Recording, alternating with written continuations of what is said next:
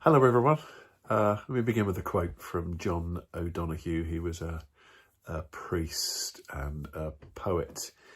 Behind your image, below your words, above your thoughts, the silence of another world awaits. And that's in a book called Anam Cara, A-N-A-M, and then Cara, C-A-R-A, a book of Celtic wisdom. So this is the first day of our more deeply enforced isolation in the UK after the announcement from the Prime Minister yesterday. And I've heard some amazing stories this past week with the isolation that we had to go into about what God was doing and connecting with church and friends and family, and some really precious and special connections and things God was doing. And yet I suspect, if you haven't had it already, that last night has definitely precipitated for some of us the manifestations of some stronger emotions, the emotional overload, talking with some of you, family conflicts taking place, the pressure of having to process this on our own and with other people, and the emotional overload. And both dynamics are going to be true. There are amazing things that the Lord wants to do with us and connect with us, and then there are going to be all these things that we're going to be facing and having to confront and deal with ourselves and relatives and other people, and they're not separate from each other. The Lord wants to do both those things together with us. Some of us are literally alone at home and face the prospect of that, especially if we're vulnerable. And we think of you especially and know that you're not alone and want to be in contact with you. And then some of us are facing the dynamic. We are in homes with other people, but we are still feeling a deep sense of loneliness. Loneliness is not always about proximity to other people. It's about connection to ourselves and others. So you might not be alone in your isolation, but you might be suffering a deep sense of being alone.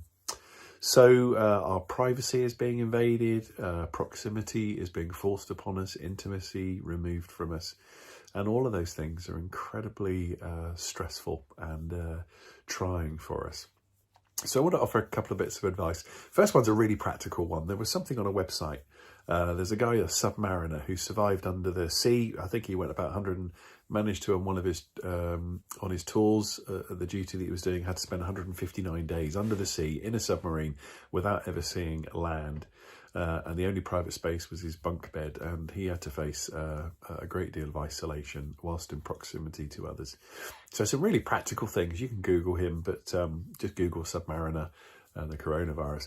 He said exercise every day, even if it's 20 minutes, get some stuff on YouTube, do something to move your body. Second thing, find some space and time for yourself. If you need to, get a rotor for the TV or screens in your house where you're going to be uninterrupted and watch whatever you need to and want to.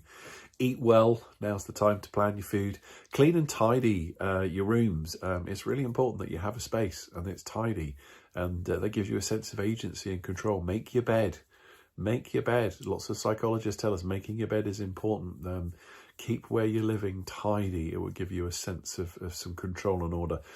Unplug. Now, this one may sound strange, but in isolation, the temptation can be to stream and binge bad news continually. I've had to turn the TV off and the news.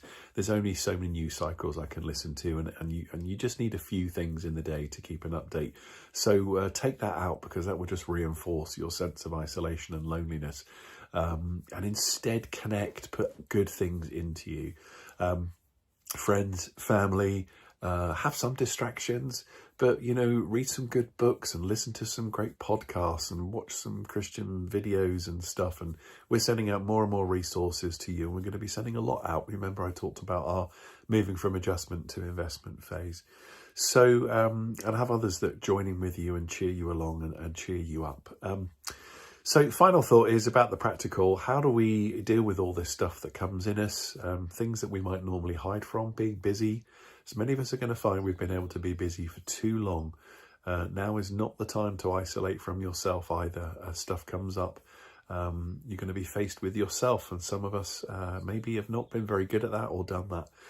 And one of the ways, that quote from John O'Donoghue, that the silence of your inner world waits for you. And Jesus is there and he's ready to be a companion to you.